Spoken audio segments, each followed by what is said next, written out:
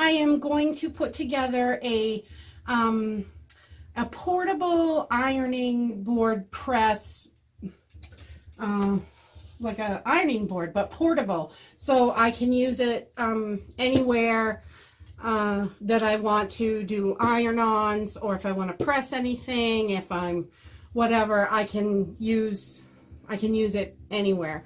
And it's easy to store. It doesn't take up much space. It's just this big. I haven't even measured this piece of wood. I just found it. It's all cut out.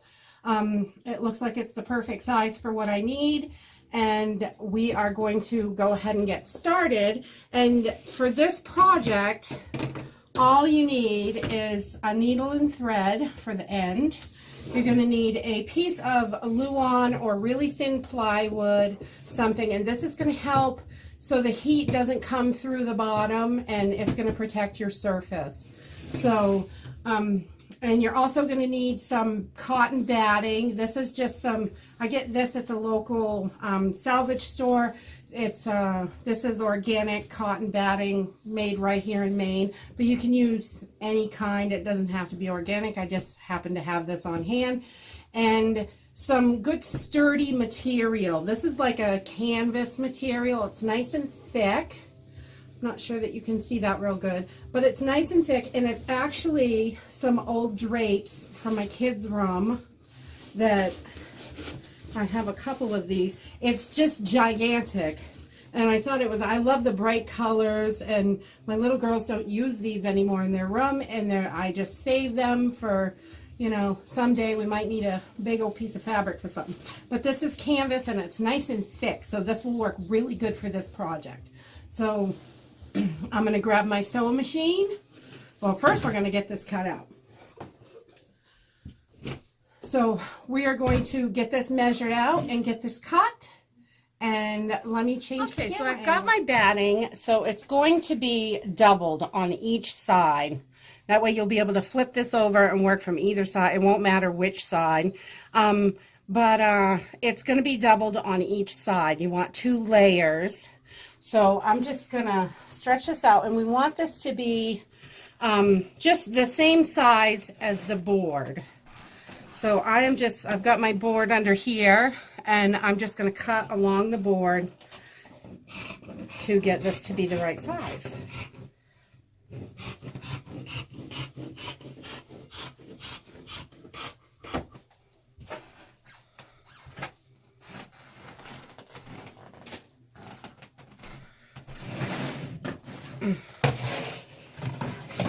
Okay, so we have our batting all cut to the size that we want. Kind of sticks to the board, which is good. You want that. And we are going to lay our board out. And we're going to take our batting. Let's see. We've got a little overlap here. So what we're going to do is we're just going to trim this up and then do a quick stitch right along this edge.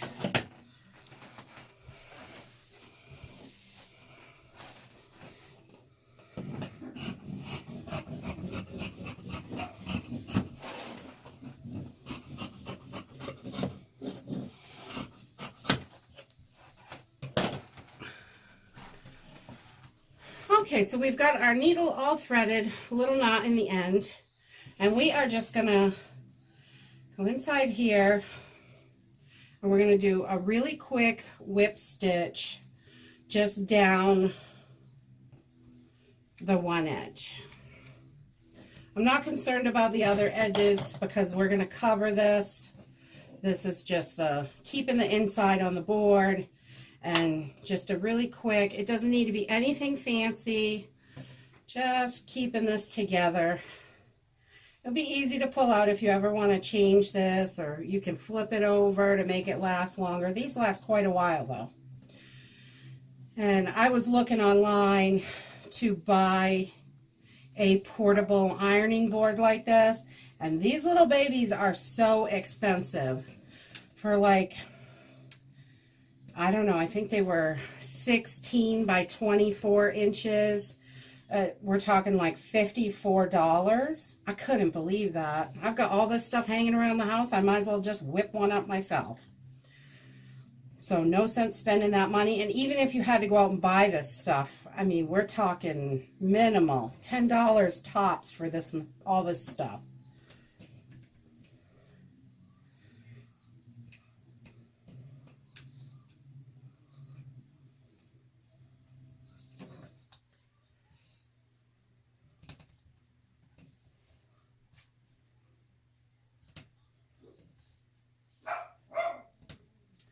All right, so we're just, once we get to the end, we're just going to tie this off.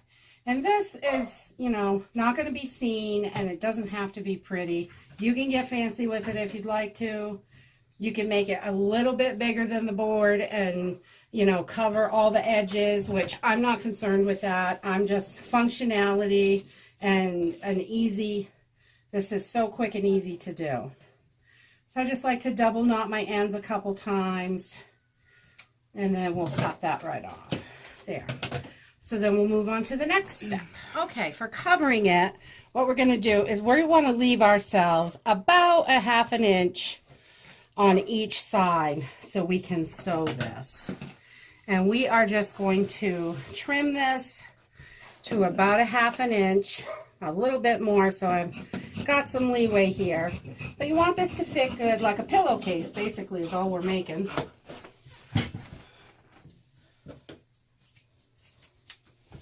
There, we've trimmed that off. And now we're just going to take our fabric and we're going to turn it so the insides are in, and we're going to put our stitch on the outside, on the back side of the material, so when we flip this over you don't see the seams. So I'm just going to throw my sewing machine up here and we're going to make a stitch right down this side and then right down this side, and we're going to leave this top open for now. Okay, so we just did a quick straight stitch. I'm not sure that you can see that. Right down one side, and I'm just gonna, I did a little back stitch here at the top just to make sure it's strong, and we did the same thing at the other end just to make sure your threads don't fall out. So we're just gonna clip off our strings here so we don't have these big giant strings hanging around.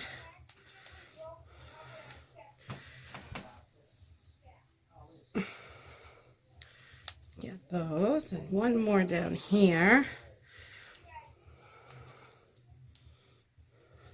And then we are going to take, it looks like a pillowcase, just about the right size too. We're going to take this and we're going to turn it right side out. I'm going to clip these corners so the corners don't get all bunched up in there. Just take a little triangle off these two bottom corners. If you don't, sometimes it just gets a little bunched up in there, so I like to take those off.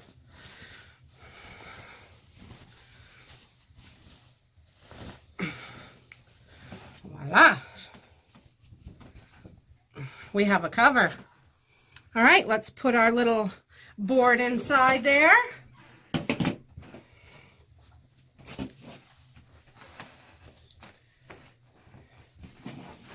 So this is pretty tight getting it on, but you want it to be fairly tight so it doesn't get all wrinkled up and crazy in there. So I'm just going to slide this right inside, just like a pillow.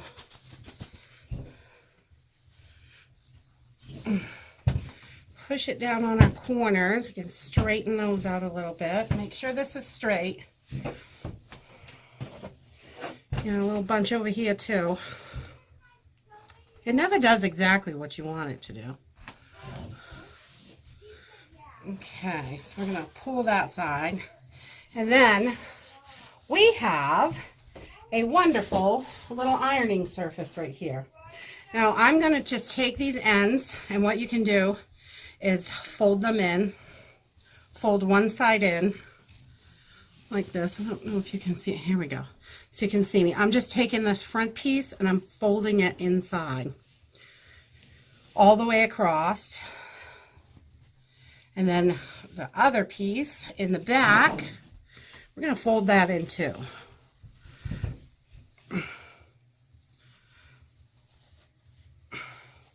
Now, I am not going to stitch this. You could stitch this right here, but I am not going to, because I want to be able to take this off and be able to wash it when I want.